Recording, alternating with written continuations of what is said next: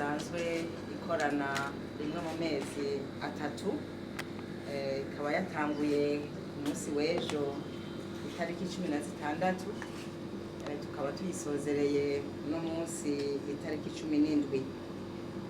Nkuko twari twabivuganye rero hariho byinshi twiga, ariko muri byo hakaba hariho bimwe bimwe bikuru twagiye dufatira ingingo. Ku munsi w'ejo rero twarashoboye gufata ingingo ku bitari bike. Icya mbere kikaba ari kijanye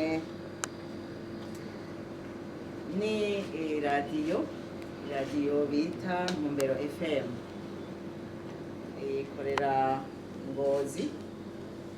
Iyo radiyo yarabayeho ikorera i Bujumbura, hanyuma irarenga amakosa ategekanywa na rya tegeko rigenga ibinyamakuru mu ngingo yazo 18 na 39, ndetse irarenga igakora n'amakosa ajanye na rujya rwandiko bagirana na CNC mu ngingo yayo 12 na 16. Ivyo rero vyatumye ihagarikwa vy'agateganyo itariki 29 z'ukwi-11 mu 2017. Nyuma y'amezi 6 yarasubiye irugururirwa, mugabo yugururirwa noneho igiye gukorera Ngozi. Ngozi irakora, yugururirwa itariki 24 z'ukwezi kw'indwi mu 2018. Irakora ica yongera kubandanya ikora ya makosa nyene, aho yaciye ihagarikwa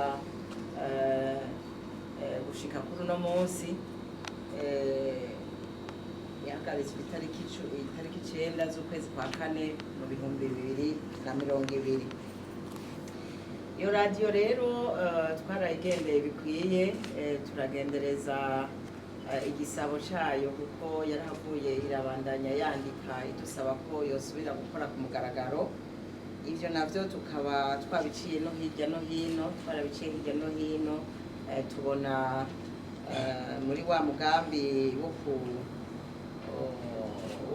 wo kugumana n'abene gihugu, kanatsinda na nyene icubahiro bavuga kuti jamais sans les médias. Hariho rero abaguma bibaza ati none ko yavuze jamais sans les médias twebwe tubaye abande. Ni muri iyo ntumbero rero twagerageje kubaherekeza, turabafasha kugira ngo basubire kwiyunga, bongere kuja ku rubuga rw'ibimenyesha amakuru.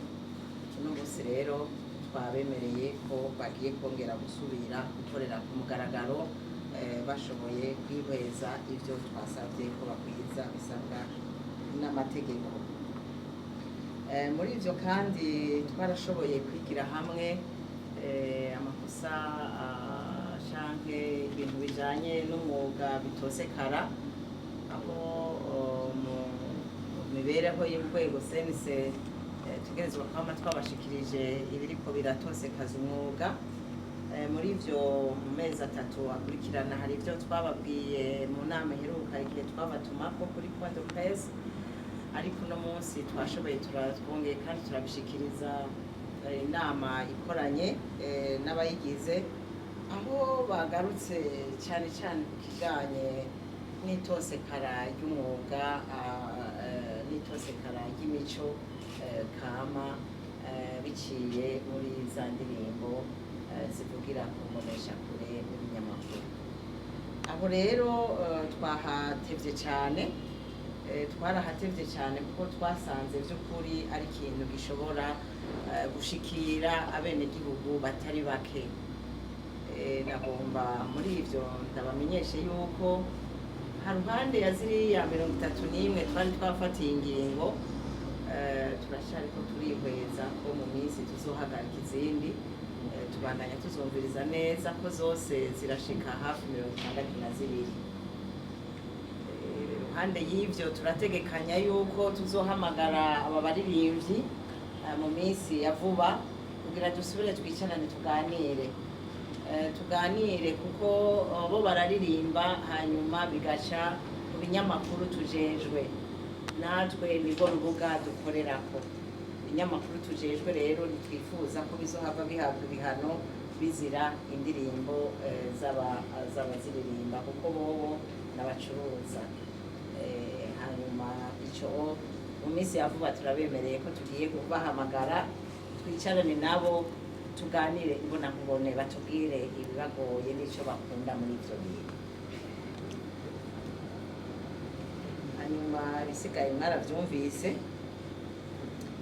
Twarashoboye kandi kubandanya twihweza ikijanye na ya karata ndangamumenyeshamakuru, aho twashoboye kwinegura. Turabona kumwe ko hariho abakunze kuza badushikiriza ikibazo c'uko amakarata yabo afise utunenge. Ico tukaba twaragiciye hirya no hino, kandi twasanze abazironse mu maguru masha bitewe na nkumbure na bwa burambe mu kazi mukunda kwanka, vyatumye bazifyatuye zirimwo utunenge. Mugabo abazironse hagati na hagati n'amajanyuma bazironse zimeze neza, ariko tukaba tuzi neza ko n'abazironse zirimo utunenge twashoboye kubabwira ko ata mutsi w'ikibere bazozigarukana zigasubirwamo, kandi ico carakoretse ku batari bake. Twagomba tubasabe rero twumve kuri ico, ntitubandanye dukorera mu myidogo, kubera ko imyidogo yubaka irasambura. Kimwe gusa twarasanze hariho utundi tubazo tujanye mbega abatari abamenyeshamakuru bobo ivyabo ni gute, boronka iki mu kibanza c'iyo karata ndangamumenyeshamakuru. Kuri ico twaraciye hirya no hino, turaraba ico itegeko rivuga, ko itegeko niryo ryonyene dushobora kuronka twishimikiza kugira ngo dukore ico dukora cose. Twarasanze yuko hariho iyindi karata dushobora gutanga igahabwa abantu abakorerabushake, igahabwa abo twokwita abakutsakivi, igahabwa abo twokwita abimenyereza, igahabwa abo twokwita abigenga canke abakukuruke. Iyo nayo tuzoyitorera uko yitwa n'ingenisa, gutyo abasanzwe babakoresha bakaza bamenya ico babatuma naho babatuma bakurikije ikarata bafise uko isa nuko imeze. Twarabonye yuko kandi hariho n'iyindi karata dushobora gutanga ico umuntu yokwise ikarata y'iteka.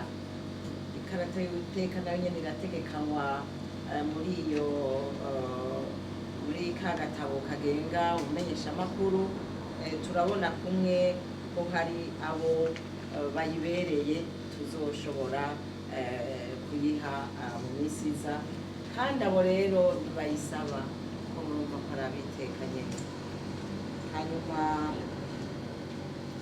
Hanyuma uno munsi naho, uno munsi twashoboye gushika naho nyene ku bitari bike, uretse ivyo nari nababwiye ejo bijanye n'ingene akazi ka misi yose ko muri uru rwego gakora.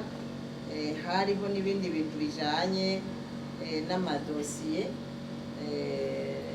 y'ibimenyeshamakuru vyasavye kwemererwa kugira bikorere ku mugaragaro. Muri ivyo tukaba twashoboye kwemerera ikinyamakuru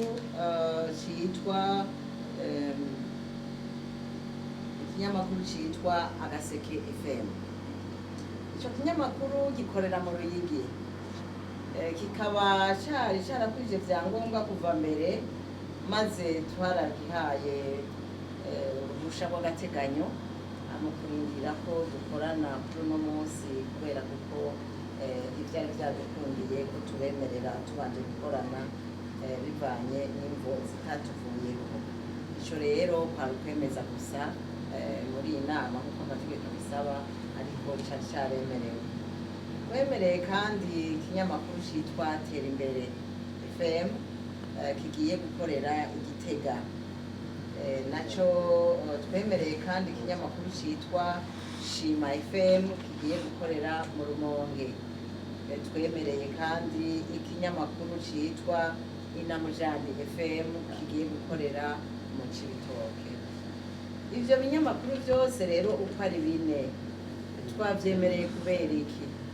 Uretse ko twihweje neza tukabona ko bikwije ibisabwa n'amategeko, vyaduhaye akanya keza ko kuvyemerera, kuko vyashoboye kumva ko bikwiye kugenda kwegera umwenegihugu. Nk'uko muvyumva, nta kinyamakuru na kimwe kiri hano i Bujumbura. Mwumvise Ruyigi, Gitega, Rumonge na Cibitoke. Twihweje rero ivyo badushikirije bashaka gukorera n'umwenegihugu, sinobivugira ngaha ko ni birebire, ariko ni vyiza cane. Nico gituma twabemereye, tukaba tugiriye ko tunabakeje tubifuriza gutera imbere umuzinga. Kandi mu ngingo zikomakomeye hariho iradiyo yitwa Muziki FM, twari twarasubije inyuma inshuro n'incuro, ariko uno munsi vyabaye ejo, vyabaye ngombwa yuko tuyikurako burundu ico co kuyiha uruhusha, ahubwo twabikuye ko utakigaruka.